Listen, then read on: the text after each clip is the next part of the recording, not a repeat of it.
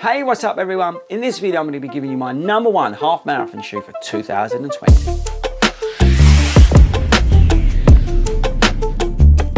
Right guys, so half marathon shoes 2020. Now firstly, what's my criteria? Well, for a half marathon I want something that's going to make me feel like a hero. It's lightweight, it's responsive, doesn't necessarily have to have a carbon plate, but I want something that's going to give me some real snap and some real push, but also if I'm struggling or ease off a bit, there's a little bit of cushion there to rely on. There is 100 million different shoes to choose from, but hopefully today I'm going to be telling you about my number one and why I didn't pick all the others.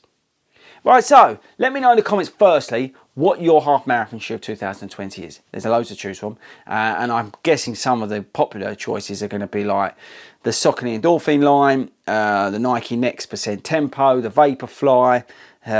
What else have we got? Some of the shoes from Skechers, the Brooks shoes, whether it be the Tempo or the Elite.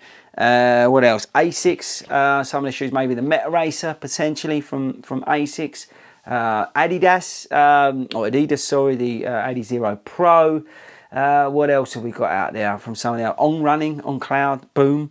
I think that's probably most of it covered. So where do we start?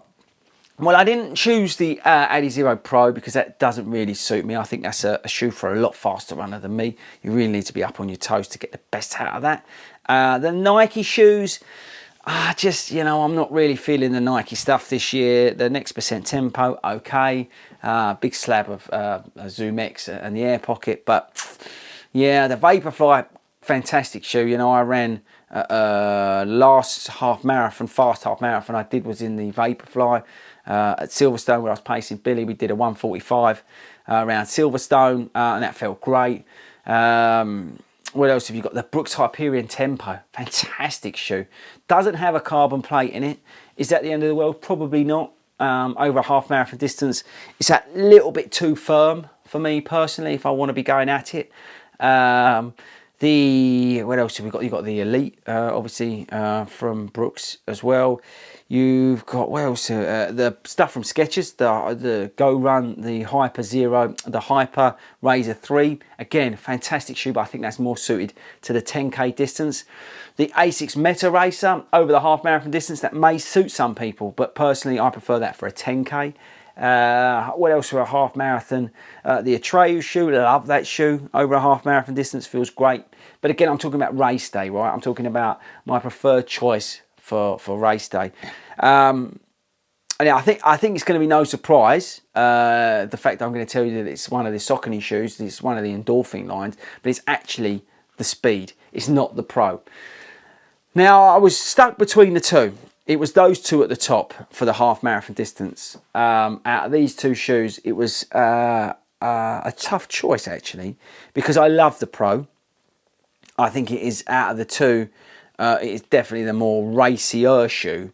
But for me, out of personal preference, I go for the Speed.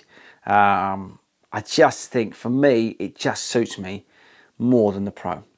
Right guys, so let's get into some of the stats and some of the features about the Saucony Endorphin Speed. Now this shoe is £155 here in the UK, and you can finally get it. It's been put back on sale. Weighs 7.8 ounces. It's got a full length S-shaped TPU plate, which is like a nylon plate, so it's not carbon.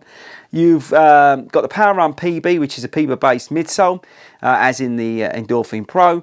What else can I say about this? It's got a stack height of 35.5 in the heel, 27.5 in the forefoot, so it's an 8mm drop, and there's plenty of traction on the upper. You've got exposed Power Run PB there.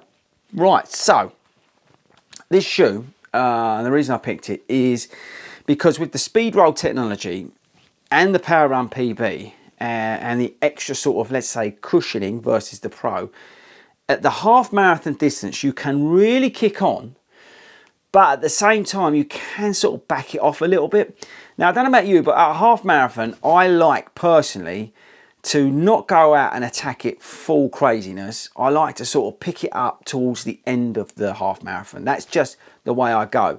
So at the start, I try and steady the ship a little bit, go off at a very even pace and try and keep my splits nice and even and try and control my pace. And with this shoe, I feel like I'm really able to control my pace.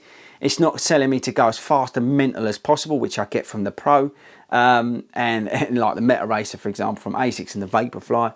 It enables me to have a nice controlled start to my race. And then when I want to put the sort of afterburners on, when I get over that half distance, you know, it's like you get to 10k, you look at your watch, you feel, well, I feel all right, I'm going to have some of this. Then you can then sort of turn the turbochargers on, get up onto your forefoot, onto your toes, and off you go. The Power Run PB is going to give you everything you need. The speed roll is just getting you on there, and you're getting a massive energy return from the midsole.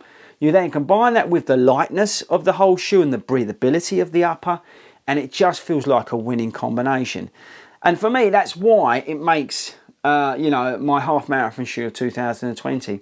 I really feel that they, you know, absolutely nailed it with this shoe.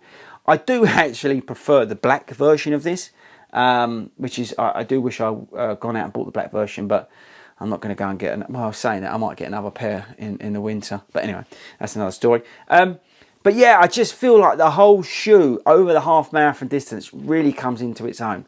Don't get me wrong, you can use this shoe for a marathon really easy, and it's going to be absolutely awesome. And I think even on a 10k, this shoe is going to be awesome. But I think its sweet spot is for the half marathon. You can go out and attack it with this shoe, and if you blow up, like most people do, you can then end up back on the back of the foot where it's nice and comfortable, and you can chill out and sort of bring it home while you're blowing out your ass. But if you, like I said, if you're like me and you try and run it a little bit conservatively at the start and then get on it, this will give you everything you need.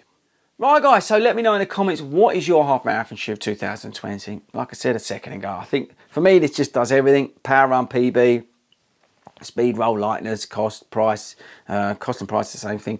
But just the upper, everything about this shoe for me is a winner.